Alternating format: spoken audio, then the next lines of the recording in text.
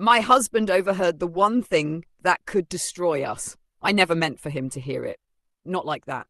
Not in those words. Not ever. But the thing about secrets is they never stay where you hide them. And that night, when the house was quiet, when I thought I was alone, I said the one thing I never wanted him to know. And he heard every word. My name is Olivia. I'm 32. I've been married to Ethan for 6 years. To everyone else, we're the perfect couple. He's patient, loyal, kind, the kind of man who still opens the car door, kisses me on the forehead, and remembers the little things. And I try to be everything he deserves. But I'm not. Not really.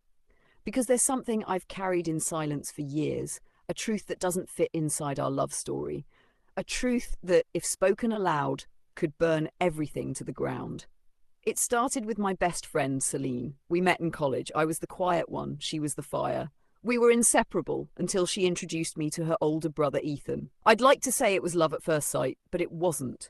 It was comfort, safety, stability. He was everything Celine wasn't: structured, dependable, emotionally grounded. And after years of chaotic heartbreaks and toxic relationships, that felt like paradise. So I said yes. To dinners, to kisses, to forever. But I never told him the one thing that tied me to his sister forever. Not when he proposed, not when we stood before our families and said our vows, not even when we bought our home and started talking about children. Because 5 years ago, Celine and I made a pact. We buried a night so deep, we swore it never happened. A night filled with wine, tears, and too many blurred lines. A night I wish I could forget. Because what happened between me and Celine, it wasn't just a mistake. It was a betrayal of trust, of boundaries, of the man who loved me. We had been drinking a lot. It was a bad week. I just found out I might never be able to get pregnant. Ethan was away on a work trip and I was spiraling. Celine came over to distract me.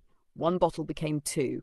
One hug became hands. One secret kiss became a whirlwind of guilt and need and loneliness. And then silence. Afterwards, she looked at me with tears in her eyes and said, "This never happened, right?" And I said yes, because I loved Ethan. Because I thought if I buried it deep enough, it would never see the light of day. Because I believed truly that we could go on like nothing happened. We did. Celine moved to another state a year later. Ethan never suspected a thing. Until that night. It was a Thursday. Ethan had told me he'd be working late, so I poured a glass of wine, sat on the kitchen floor, and dialed Celine. It had been months since we last spoke, and the guilt had started eating at me again, more than ever now that Ethan and I were talking seriously about adoption. I told her I couldn't carry it anymore. I told her I felt like a fraud every time he looked at me. I told her I still had nightmares about that night. And then I said it. If Ethan ever finds out what we did, he'll leave me. Silence on the other end of the phone. Then a soft reply. He doesn't need to. It's over. It's in the past.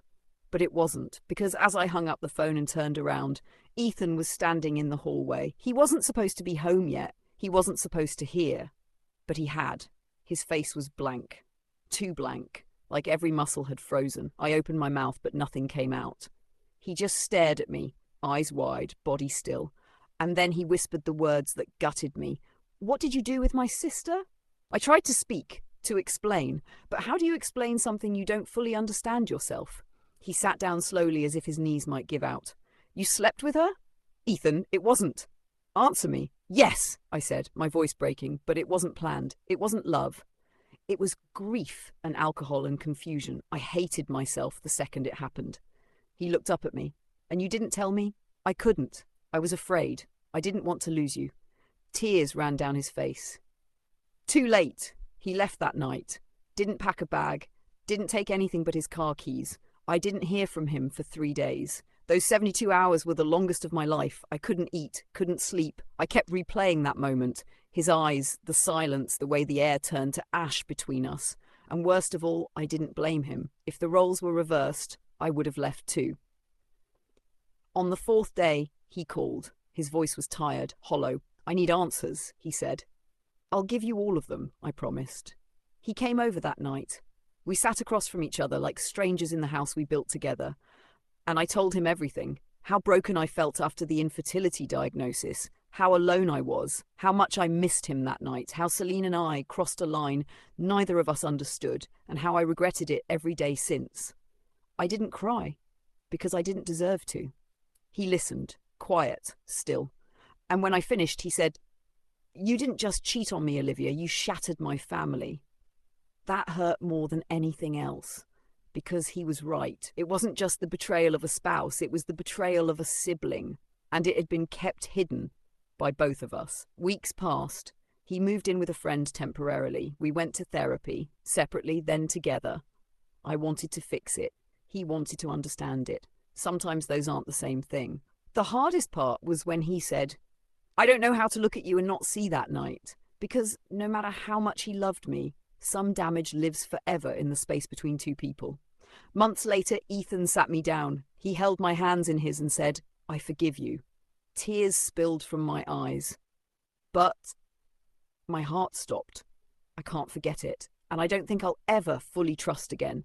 And I can't build a family on top of cracks this deep. I knew what was coming. We separated a month later. No screaming.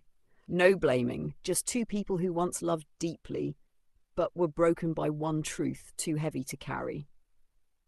Celine and I haven't spoken since. Ethan is doing well. He's dating someone new now. I hear she's kind. And me? I'm learning how to live with regret. Not because I don't deserve a second chance, but because sometimes the cost of silence is everything. So if you're holding something back from someone you love, don't wait for them to overhear it. Say it before it's too late.